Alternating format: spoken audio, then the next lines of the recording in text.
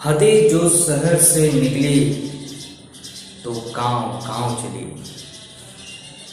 हदें जो शहर से निकली तो गांव गांव चली। कुछ यादें मेरे संग पांव पांव चली। सफर जो धूप का हुआ तो तजुर्बा हुआ। सफर जो धूप का हुआ तो तजुर्बा हुआ। वो जिंदगी ही क्या जो छाँव छाँव चली। Welcome to mathematics easy way. मैं पवन सर आप सभी का स्वागत करता हूं। तो आज हम लोग क्लास 8वीं का मैथ्स चैप्टर नंबर 7 को क्या करेंगे, आगे कंटिन्यू करेंगे। चैप्टर नंबर 7 हमने इससे पहले वाले वीडियो में स्टार्ट किया था और हमने उसमें एक्सरसाइज 7.1 को क्या किया था, कंप्लीट किया था, जिसमें हमने विचरण के बारे में पढ़ा था। विचरण दो प्रकार का होता है, एक होता है प्रत्यक्ष विचरण और एक होता है प्रतिलोम विचरण। डायरेक्ट वेरिएशन एंड इनडायरेक्ट या इनवर्स वेरिएशन। ये हम लोग ने क्या किया था, दो प्रकार का हमने विचरण पढ़ा था और उस पर उसके पर आधारित हम लोगों ने क्या किया था, 7.1 एक्सरसाइज को सॉल्व किया था। वो आपको प्रत्यक्ष विचरण पर आधारित सवाल था। आज जो हम लोग सम्स करने जा रहे हैं एक्सरसाइज 7.2 के, वो सारे के सारे प्रतिलोम विचरण पर आधारित सवाल हैं और उस पर आधारित सवाल भी हम लोग क्या करेंगे, हल करेंगे। टोटल आपको 6 सवाल थे, लेकिन मैंने जैसे बताया कि क्वेश्चन नंबर 5 और 6 को इस बार के सिलेबस से हटा दिया है, यानी कि क्वेश्चन नंबर 1 to 4 हमें क्या करना है, आज सॉल्व करना है। ओके, तो आगे स्टार्ट करने से पहले मैं यही कहूंगा, जो भी इस वीडियो से नए जुड़े हैं या जो अभी तक चैनल को सब्सक्राइब नहीं किए हैं तो वो क्या करें, चैनल को सब्सक्राइब कर दे। सब्सक्राइब आपको मेरे वीडियो के नीचे लाल रंग में लिखा रहेगा, उस पर क्लिक करें, फिर घंटी की बटन आएगी, घंटी की बटन में ऑल को क्या करिए, प्रेस कर दीजिए, जिससे आपको मेरे द्वारा बनाई गई वीडियो की सारी नोटिफिकेशन आपको मिलती रहेगी। और वीडियो को पूरा देखिए और अच्छा लगा तो लाइक भी कीजिए। ओके, चलिए स्टार्ट करते हैं चैप्टर नंबर 7 का 7.2 एक्सरसाइज, जिस पर आधारित किस पर आधारित सवाल है, प्रतिलोम विचरण पे। तो क्वेश्चन नंबर फर्स्ट क्या बोल रहा है, देखिए कि किसी कार्य को पूरा करने के लिए लगाए गए मजदूरों की संख्या। किसी कार्य को पूरा करना है और उसके लिए क्या किया गया है, मजदूरों को लगाया गया। मजदूर यानी कि जो कार्य करने वाले लोग होते हैं उन्हें क्या कहा जाता है, मजदूर कहा जाता है। तो मजदूरों की संख्या और कार्य पूरा होने में लगने वाले दिन की संख्या में निम्नलिखित जानकारी सारणी में यहाँ दी गई है। यहाँ मजदूरों की संख्या दी गई है और उसमें कार्य करने के लिए लगने वाले दिन की संख्या दी गई है। तो इसके आधार पर आपको कुछ तालिकाएं जो खाली रह गई हैं, उस तालिकाओं में कौन सी संख्या आएगी, वह संख्या हमें क्या करना है, ज्ञात करके बताना है।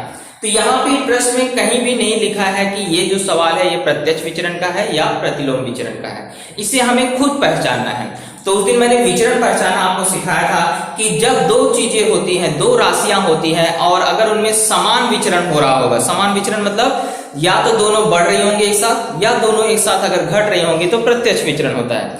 लेकिन अगर एक बढ़ रही है और एक घट रही है तो उस विचरण को बोलते हैं प्रतिलोम विचरण। तो हम यहां देखते हैं कि मजदूर की संख्या जब 30 है तो दिन कितना लग रहा है, 6, यानी कि मजदूर की संख्या 30 है तो कार्य को पूरा होने में कितने दिन लग रहे हैं, 6। मजदूर की संख्या को हमने घटा दिया, 30 की बजाय 20 किया तो लगने वाला दिन क्या हो गया, 9। दिन की संख्या बढ़ जा रही है, यानी एक को कम कर रहे हैं तो एक क्या हो रही है, बढ़ रही है। यहां देखो 30 मजदूर थे तो कितने हो गए, 6 लग रहे थे।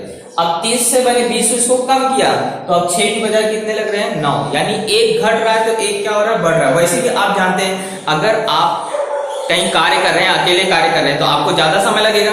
वही कार्य को पूरा करने के लिए आपको 2-3 साथी आ गए और आपको उस कार्य में सहायता कर रहे हैं तो समय क्या होगा, कम लगेगा। यानी कि दोस्तों की संख्या बढ़ी तो आपका समय क्या होने लगा, कम लगने लगा। तो यानी एक राशि क्या हो रही है, बढ़ रही है और एक राशि घट रही है।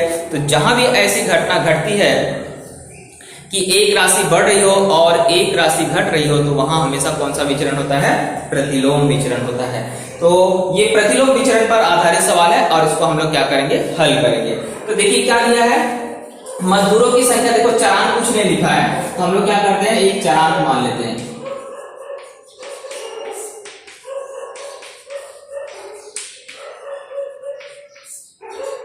तो हम लोग मान लेते हैं मजदूरों की संख्या को x और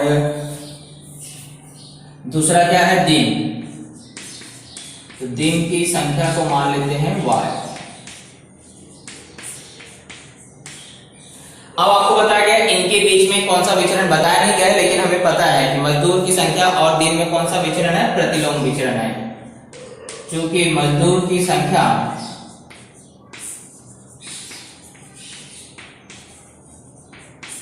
तथा दिन की संख्या में कौन सा विचरण है वो आपको बताना पड़ेगा, प्रतिलोम विचरण है।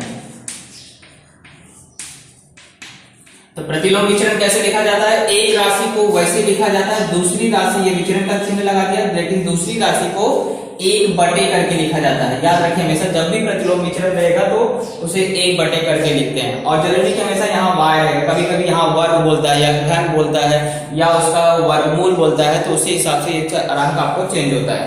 अब हम लोग अगले लाइन में हल करने के लिए क्या करते हैं, ये जो विचरण का चिन्ह है इसको हटाते हैं और यहाँ बराबर का चिन्ह लगाते हैं, एक को हटाकर उसकी जगह के लिख देते हैं और के बता देते हैं कि ये क्या है, विचरण का अचरांक है।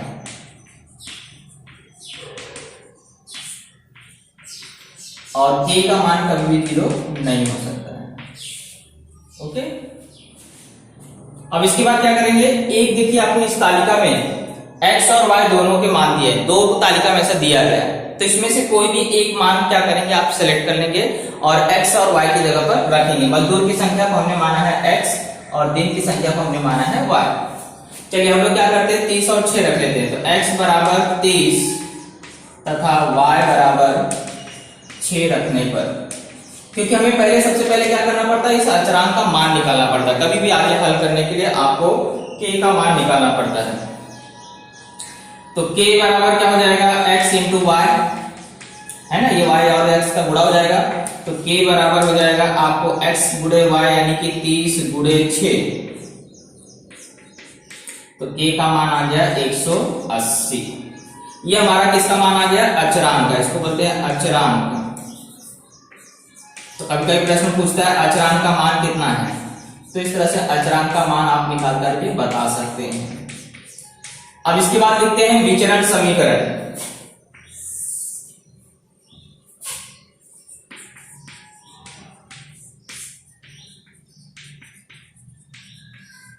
विचरण समीकरण क्या लिखते हैं, यहाँ पे k का मान रख देते हैं जहां पे आपको ये है और बाकी सब वैसे उतार देते हैं। तो k कितना था हमारा 180 बराबर x गुणे y लिख देंगे। ये हमारा विचरण समीकरण एक बार तैयार हो गया। अब हमें जिस डब्बे में जिसका मान दिया है और दूसरे जिसका मान ज्ञात करना है उसको हम लोग क्या करेंगे, रख के हल करेंगे। जैसे तीसरे डब्बे में देखो y का मान दिया है 12, तो y बराबर 12 रखने पर जब 12 रखोगे तो 180 बराबर x तो दिया नहीं है, गुणे 12, अब ये 12 गुणे में इधर आएगा, क्या हो जाएगा भाग में, तो 180 बटे में 12 बराबर x, 12 से इसको भाग दिया तो x का मान 15 आ गया। यानी हमारा पहला डब्बा का आंसर आ गया है, यहाँ पे क्या आएगा 15। ऐसे अब सेकेंड वाले डब्बे में चले जाइए, ये खाली है ना, इसमें किसका मान दिया है, x का मान दिया और आपको क्या करना है, y का मान रखना है। तो अब आप क्या लिखोगे, x बराबर 10 रखने पर,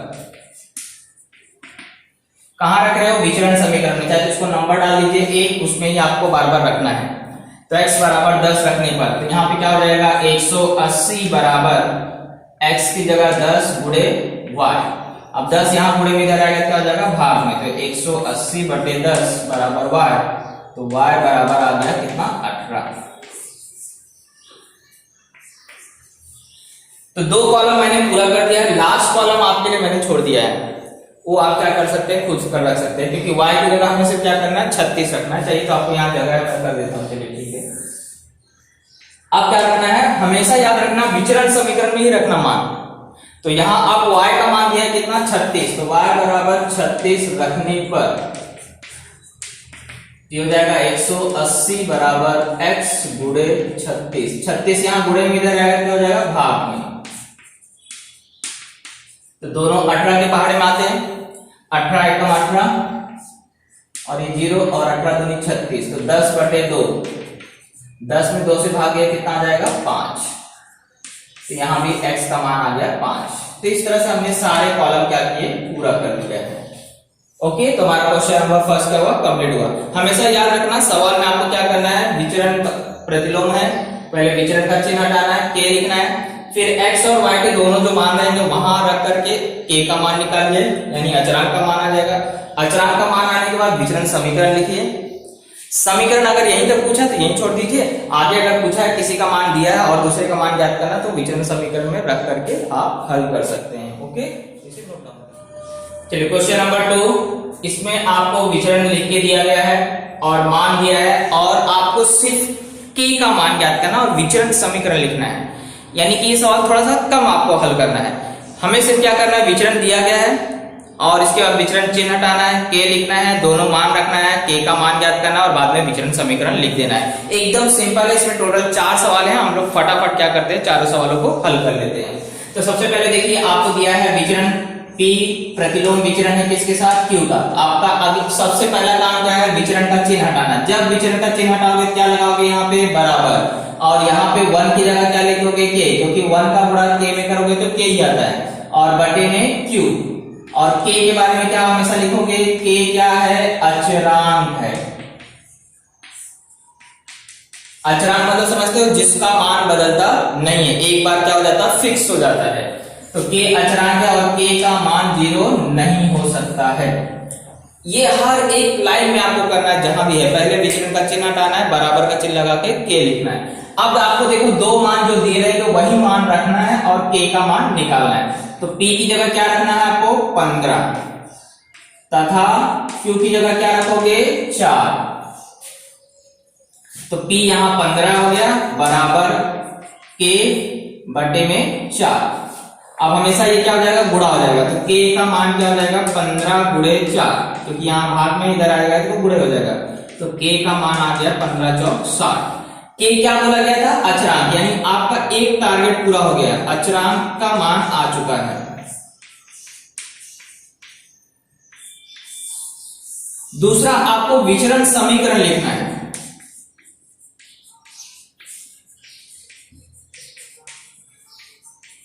तो विचरण समीकरण जहां आपने विचरण का चिन्ह हटा करके बराबर लिखा है, वही लाइन पूरा उतारना है, सिर्फ k का मान रख देने का, बस बाकी कुछ नहीं करना। तो देखो पहले p लिखा है, p उतार दो, बराबर का चिन्ह लगा दिया, अब k लिखा है, तो k का मान क्या है, 60, वही लिख देना है, बटे में q। ये हो गया हमारा विचरण का समीकरण। यही आपको हर सवाल में करना है, चारों सवालों में। ओके, तो ये हमारा क्वेश्चन नंबर फर्स्ट हुआ, मतलब क्वेश्चन नंबर 2 का फर्स्ट कंप्लीट हो गया। अब इसमें भी आते हैं, इसमें थोड़ा सा स्पीड से करते हैं क्योंकि इसमें अच्छे से समझ गए हैं। पहले क्या करोगे, विचरण का चिन्ह हटाओगे, तो z बराबर क्या लिख दोगे, 1/w। ओके, सॉरी k यहां लिखना है, और k के बारे में क्या बता दोगे, k क्या है, अचरांक है, और k का मान 0 नहीं हो सकता है। यह हर प्रश्न में लिखना है आपको। पहला स्टेप पूरा हो गया। अब आपको z और w के दोनों मान दिए गए, मान यहां रख लीजिए। तो z बराबर 2.5 तथा w बराबर 24 रखने पर 2.4 कितना है, 24। अब रखिए z यहां है तो 2.5 यहां पर, बराबर k का मान ज्ञात करना है, बटे में 24। अब ये 24 और इन दोनों का हमेशा प्रतिलोम विचरण हमेशा पूरा होगा ना, याद रखना। तो k का मान निकालने के लिए 2.5 में 24 का गुणा कर देंगे। गुणा तो आपको आता ही होगा, 24 पंचे 120, हासिल लगा 12, 24 दुनिया 48 और 12 60, और एक अंक बाद दशमलव। 60.0 मतलब 60 होता है, क्योंकि दशमलव बाद 0 है। तो ये आ गया हमारा k अचरांक का मान।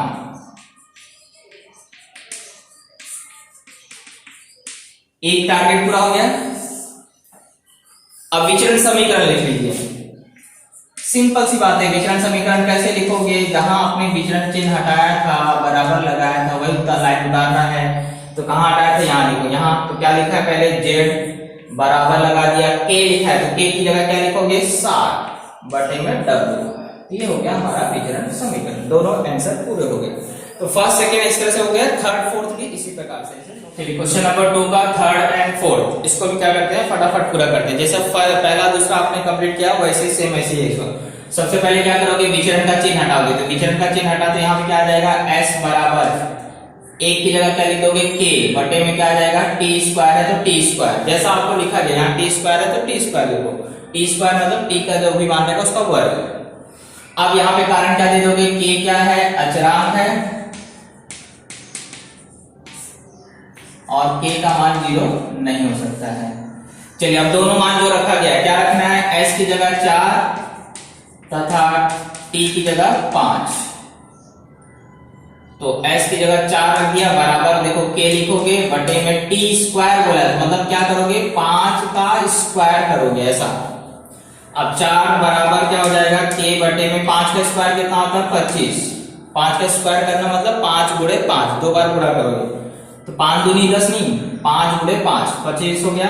अब 25 यहाँ आएगा क्या हो जाएगा गुणा हो जाएगा, तो k बराबर 25 गुणे 4 यानी 25 चौका कितना हो गया 100, और ये किसका मान आ गया अचरांक का मान, अचरांक के का मान आ गया है 100। एक टारगेट आपका पूरा हो गया है। अब आपको दूसरा टारगेट से क्या करना है, विचरण समीकरण लिखना है। एकदम सिंपल समीकरण कहाँ लिखा जाता है, जो आपने बराबर का चिन्ह हटाया था, यहाँ देखो सबसे पहली लाइन में इसको वैसे उतारोगे s बराबर k का मान सिर्फ लिख दोगे कितना 100 आया है और बटे में टी स्क्वायर हो गया विचरण समीकरण, कितना सिंपल सा है। चलिए इसमें भी यही काम करते हैं, पहले विचरण चिन्ह हटाया तो x बराबर a की जगह क्या लिखोगे k और करनी में y, k क्या है अचरांक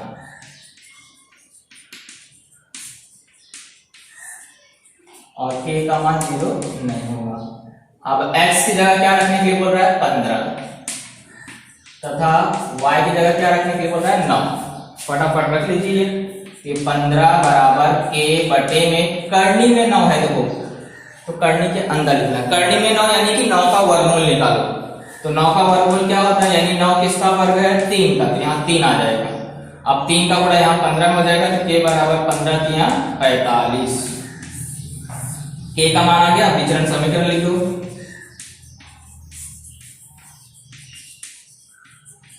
विचरण समीकरण यहाँ जहां लिखा था आपने x बराबर k की जगह 45 लिख दिया बटे में करनी y लिख दिया, हो गया आपका विचरण समीकरण। तो इस तरह से क्वेश्चन नंबर 2 हमारा क्या हुआ कंप्लीट हो। तो क्वेश्चन नंबर थर्ड में क्या बोला है, बहुत सारे सेब रखे हैं, सेबों का ढेर है, उसे क्या करना है पेटी में पैक करना। आप जानते हैं सेब को क्या किया जाता है, एक स्थान से दूसरे स्थान पे भेजते समय पेटी में पैक करते हैं, लकड़ी की पेटी रहती है। तो आपको बोल रहा है कि जब एक पेटी में 24 सेब रख रहे हैं, यानी कि बहुत सारे सेब थे, तो उसमें क्या कर रहे हैं एक पेटी में 24 सेब जब भर रहे हैं तो टोटल 27 पेटियां तैयार होती है। कितनी पेटियां तैयार होती हैं 27 पेटियां। फिर वो बोल रहा है कि अगर वही पेटी में 36 सेब रखें तो कितनी पेटी बनेगी। जाहिर सी बात है बहुत सारा चीज है, अगर आप एक में 2 रखोगे तो बहुत सारी पेटी लगेगी, यानी कि सेब की संख्या कम कर रहे हो तो पेटियों की संख्या क्या हो रही है बढ़ रही है। और जब एक पेटी में बहुत सारा सेब भरने लगोगे तो पेटी की संख्या क्या होगी कम होगी, यानी एक जगह वृद्धि हो रही है तो एक जगह क्या हो रही है कमी हो रही है। अगर आप सेब ज्यादा भर रहे हो तो पेटी कम लग रही है, और अगर सेब कम कर रहे हो तो पेटी की संख्या क्या हो रही है बढ़ रही है, यानी कि कौन सा विचरण हो रहा है प्रतिलोम विचरण हो रहा है। तो इसी कंडीशन में हमें बताना है कि अगर 36 सेब अगर एक पेटी में भरा जाएगा तो कितनी पेटियां तैयार की जाएंगी। तो इसका मतलब है पहले हम लोग क्या करेंगे, मान लेंगे सेब की संख्या को मान रहे हैं x और पेटियों की संख्या को मान रहे हैं y। अब आप बता दो कि दोनों में कौन सा विचरण है प्रतिलोम विचरण। तो यहां बताओ कि दोनों में प्रतिलोम विचरण है। कैसे पहचाना, क्योंकि आप जानते हैं जितना ज्यादा सेब एक पेटी में भरेंगे पेटी की संख्या उतनी कम होगी, मतलब एक जगह वृद्धि कर रहे हैं तो एक जगह क्या हो रहा है कम हो रहा है, इसलिए कौन सा विचरण है प्रतिलोम विचरण। तो इसको कैसे लिखा जाएगा x प्रतिलोम विचरण किसके साथ y के साथ। अब आपको आगे का स्टेप मालूम है, पहले क्या होगा विचरण का चिन्ह हटेगा, बराबर का चिन्ह आएगा, k बटे y लिखोगे, यहाँ क्या बता दोगे k क्या है अचरांक है।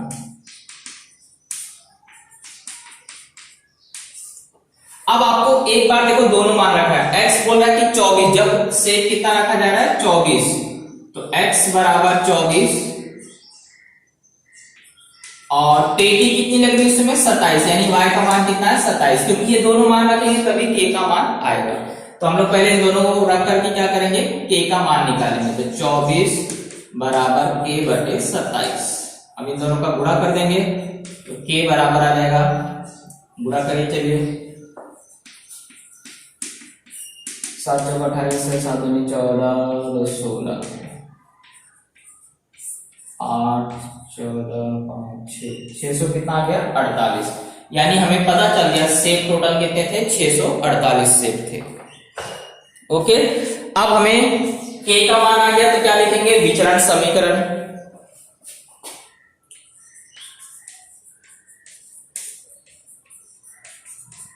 विचरण समीकरण कहाँ लिखते हैं यहाँ पे देखिए, ये बराबर लगा है ना यहाँ पे, तो x बराबर k का मान कितना है 648 रख देंगे, बटे में कितना आ जाएगा y।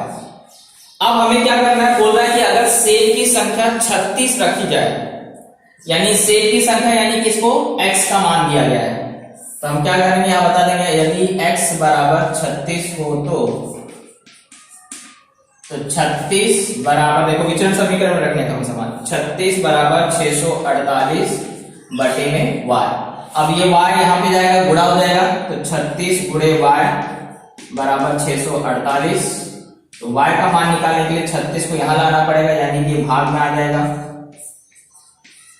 चलिए किस पहाड़े से कटता है, आपको बड़े पहाड़े तो आते नहीं होंगे, पहले 18 के पहाड़े से भाग दे दो, तो 18 दूनी 36, 18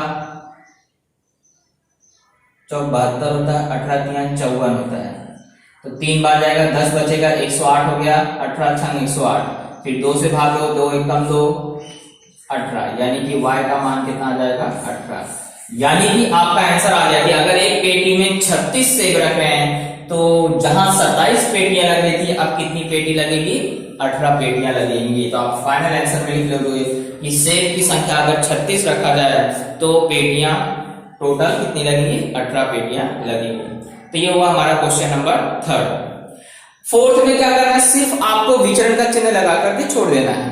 तो मैंने दोनों क्वेश्चन लिख दिया। पहले क्वेश्चन में बोला है तरंग दैर्घ्य की लंबाई को L से दर्शाया गया और उसकी बारंबारता को F से, और आपको बोला है कि इनके बीच में कौन सा विचरण है, प्रतिलोम विचरण है। तो प्रतिलोम विचरण कैसे लिखोगे, पहले L लिख लिया, विचरण का चिन्ह लगाया, और प्रतिलोम है तो इसका मतलब 1/f लिख दोगे, हो गया हमारा संकेत। दूसरे में बोला दिए के प्रकाश की तीव्रता को I से दर्शाया गया है और दिए तथा पर्दे के बीच की दूरी को D से, लेकिन विचरण किसके बीच में है, तीव्रता I और पर्दे की दूरी के वर्ग में प्रतिलोम विचरण है। तो वर्ग बोला मतलब दूरी का वर्ग यानी कि D का वर्ग, इसलिए यहां D का वर्ग किया है। अब इसे विचरण में कैसे लिखेंगे, तो I प्रतिलोम विचरण है किसके साथ, D के वर्ग के साथ। ये हमारा आंसर हो गया। जहां वर्ग बोलेगा तो इस तरह से वर्ग भी आपको लगाना जरूरी है। तो इस तरह से हमारा प्रश्न संख्या 7.2 क्या हो गया, कंप्लीट हो गया है।